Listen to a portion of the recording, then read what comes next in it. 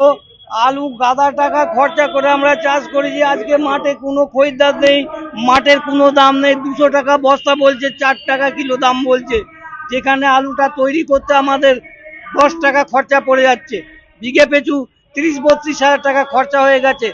যে সার ছিল 1200 টাকা, সেই সার 2200 টাকায় ইফকো সার কিনতে হয়েছে আমাদের ঘরে। লেবারেরও দাম একটু বেড়েছে, তারপর আপনার জলের সংকট, দাম বেড়েছে, সব কিছু বাড়ছে, আর আমাদের আলুর বেলায় দাম নেই। কি করব আমরা? এরপর তো আমাদের আত্মহত্যা করতে হবে, নয় দীর্ঘমেয়াদী অনশনে বসতে হবে। আলুর চাষ করেছি 3 মাস ধরে, কি কষ্ট। আমি একজন পরিচিত চাষি, আমার চাষ ছাড়া অন্য কিছু করার নেই, আর আমাদের চাষ করি খেতে। আমার গ্রামে কোনো চাকরিজীবী লোক নয়, সবাই আমরা চাষি, এবং সেখানে অনেক চাষি পরের জমি ঠিকে নিয়েছে বা লিজ কোথায় নিয়ে চাষ করছে, তারাও ঢুকছে। আজকে এই দামে আলু বেচে কোথায় যাবে চাষি? আজকে কি নিয়ে আন্দোলন করা হচ্ছে? আজকে এখানে আমরা আলু চাষিদের বিক্ষোভ করছি। কৃষি ও কৃষক বাঁচাও কমিটি, কৃষক ঐক্য মঞ্চ, কৃষক কল্যাণ সমিতি এবং অল ইন্ডিয়া কিষাণ ও ক্ষেত মজদুর সংগঠনের পক্ষ থেকে যৌথভাবে এখানে আলু চাষিদের বিক্ষোভ চলছে। আমরা দেখতে পেয়েছি যে সম্প্রতি সরকার আলুর সহায়ক মূল্য 9 টাকা 50 পয়সা কিলো দরে কিনবে বলে ঘোষণা করেছে, কিন্তু যে সহায়ক মূল্য ঘোষণা করেছে তাতে চাষিদের লাভ হবে না, লোকসান হবে। কেন, বিঘে প্রতি আলু খরচ হয় হচ্ছে 36 থেকে 37 হাজার টাকা।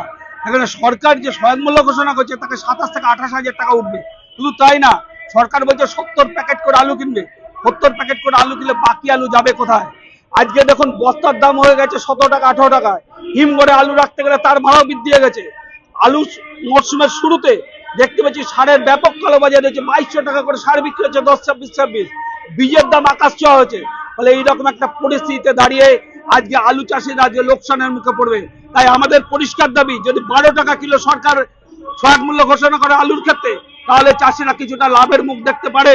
না হলে চাষিরা আজকে ঋণগ্রস্ত হচ্ছে এবং আগামী দিনে আত্মহত্যার পথ বেছে নেবে। এরপর আমরা চাষিদের স্বাক্ষরিত সই করে আমরা নবান্নে পাঠাবো।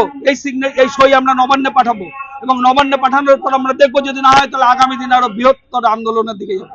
আমরা তো চাষি, আমাদের দৌড় হচ্ছে বর্ধমান পর্যন্ত।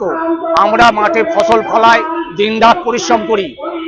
যেখানে সরকারি যারা ভালো ভালো দপ্তরে কাজ করেন, ভালো একটা কাজ করলে তাদের যেমনি প্রমোশন হয়, আমরাও জানি যে আমাদের চাষিরা ভালো ফসল ফলালে সরকারের কাছ থেকে আমরা ভালো উপকার মানে কি বলবো, প্রাইজ পাবো। সেখানে আমাদের কি হচ্ছে, দিন দিন আলুর দাম নিম্নমুখী হয়ে যাচ্ছে, তাহলে আমাদের সংসার চলবে কি করে? সেই জন্যে আজকে সরকার যেখানে 900 টাকা নিচে আলুর দাম ঠিক করেছেন কুইন্টাল, সেখানে এখনো পর্যন্ত মাঠে কোনো কাউকে দেখা যাচ্ছে না যে তারা আলু কিনবে। সেই জন্য আমাদের আজকে আলুর অভাবী বিক্রি বন্ধ করতে, যেখানে বস্তা লাগবে সেখানে পর্যন্ত বস্তার দাম আকাশ ছোঁয়া। তাহলে আমরা কি করব?